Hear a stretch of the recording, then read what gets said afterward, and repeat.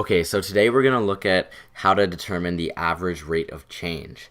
In order to do that, we have to draw a secant line, and a secant line is something that will run through at least 2 points on a curve. So let me just do a quick little example.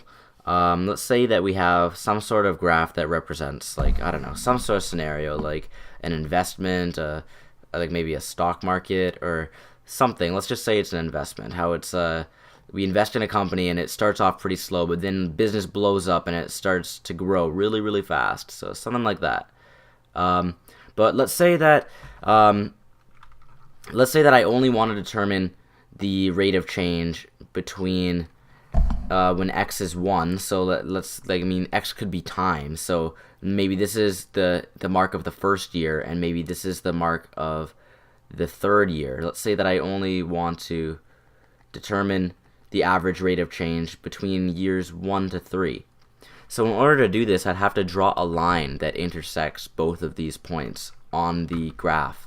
And then we could, by determining the slope of this line, that is what represents the average rate of change. So I'll do my best of drawing a straight line. Good enough. But if you were actually supposed to do this with a real graph, you'd use a ruler to make it as accurate as possible. So then we would find the average rate of change of this, and we could use that, or we could find the slope of that, because we know that m is either rise over run, or if you don't have an actual graph in front of you, then you could do y2 minus y1 over x2 minus x1. So yeah, m as in the slope, but m could also be replaced as AROC, which means average rate of change. So let me do some actual examples of like real questions that you might see. Okay, so let's say that this says to determine the average rate of change between these two points. Well, since it gives us the coordinates, we don't really need to draw a line, but I'll draw a line just to visualize what we're really doing. We're just determining what the average rate of change is of whatever this is. Like I have no idea. Some sort of trigonometric function. Let's say that represents some sort of real life scenario, and we want to find out what the change is between this point and this point. So we're already given the points, so we don't have to actually read the graph. So to find the average rate of change, that is equal to either y2 minus y1. So let's say this is x1, y1, x2, y2. But let me just draw this, and instead of labeling this as x, actually, yeah, I'll just label this as y and this is x.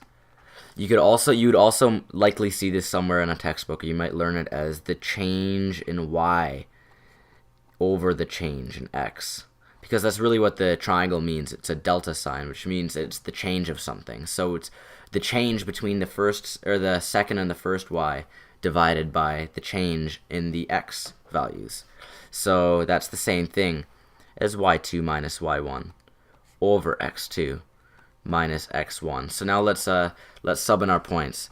So it's gonna do y2 is 2 pi. 2 pi minus y1 is just pi, and then that's going to be divided by, and then this is x2, which is 3, and x1 is 2 minus 2, so this will equal just regular 1 pi over 1, so it's just going to be pi. So for this one, you could say that therefore, the average rate of change is pi. So let's do another example. That was a pretty easy one. Just get rid of that. There we go. So it says find the average rate of change between x equals 2 and x equals 5. Well, this is a bit confusing because we have no idea what this looks like. And we're told to find the average rate of change between these two random points. But how can I do that without knowing what the y value is, what the change in y is?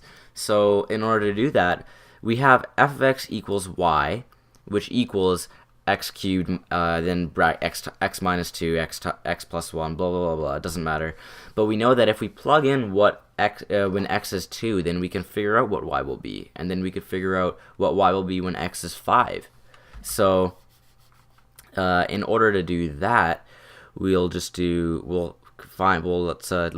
when x is 2. When x equals 2, y will equal, and then let's do 2, so 2 cubed, and then 2 minus 2, and then 2 plus 1.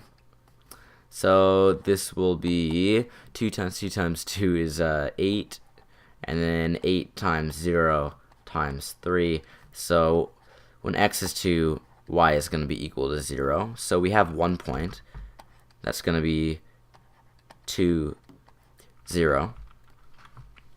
And we got let's do when x is 5. So when x is 5, y will be equal to, it's going to be 5 to the power of 3 times 5 minus 2 times 5 plus 1. So it's going to be y is equal to 5 cubed is 125, and that's all times 3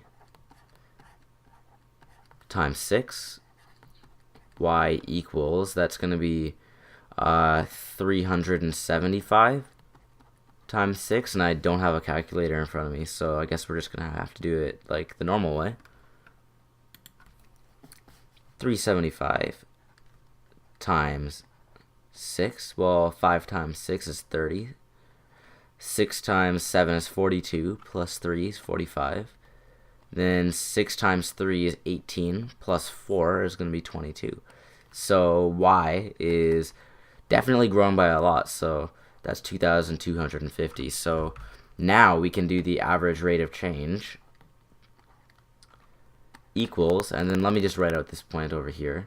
When x is 5, y is 2,250. So then average rate of change is y2, which is going to be 2,250, minus 0 over 5 minus 2. So 2,250 over 3. And I'm not going to do the long division for that. I'm just going to leave that as, therefore, average rate of change of f of x between x equals 2 and x equals 5 is 2,250 over 3. Let's do one more example, and these are all different examples because, or not, like, no kidding, different examples. I mean, they're different types of examples because there's lots of different things that could ask you to find the instantaneous rate of change. Like, I've given you a graph, I've given you just an equation, and now I'm giving you a data table. So how would we do that? It says to find the average rate of change within the first 5 minutes. So in order to do that, well, we know that these are all different points on the left here. So between 0 and 1 minute, that's going to be 1 minute. Then between 1 and 2, that's 2 minutes. Between 2 and 3, that's 3. And 4. And I know that this is going to be 5 minutes from 0 to 5, obviously. So time, this is going to be our x variable, and this is going to be our y variable, because sometimes if you're not given it, you have to determine which one's your independent and which one's your dependent variable. So let's just do that. So the average rate of change is equal to, let's do y2 minus y1 over x2 minus x1. So we know that the second y is going to be right here, and that at 1.80 minus, and then the population of the first minute, or I guess the original population is just going to be 5, or minus 5. And this is all over, and that was an awful straight line. All of this is going to be over x2, which is 5, minus 0. So this will be equal to, hold on, it's going to be something over 5. What's 1.8 minus 5. That's going to be 3.2 or minus 3.2. 0. And once again, I'm not going to divide this. So the average rate of change for this one, or let me do it therefore. Therefore, the average rate of change of the population is minus 3.2 over 5, and that's going to be the population per minute.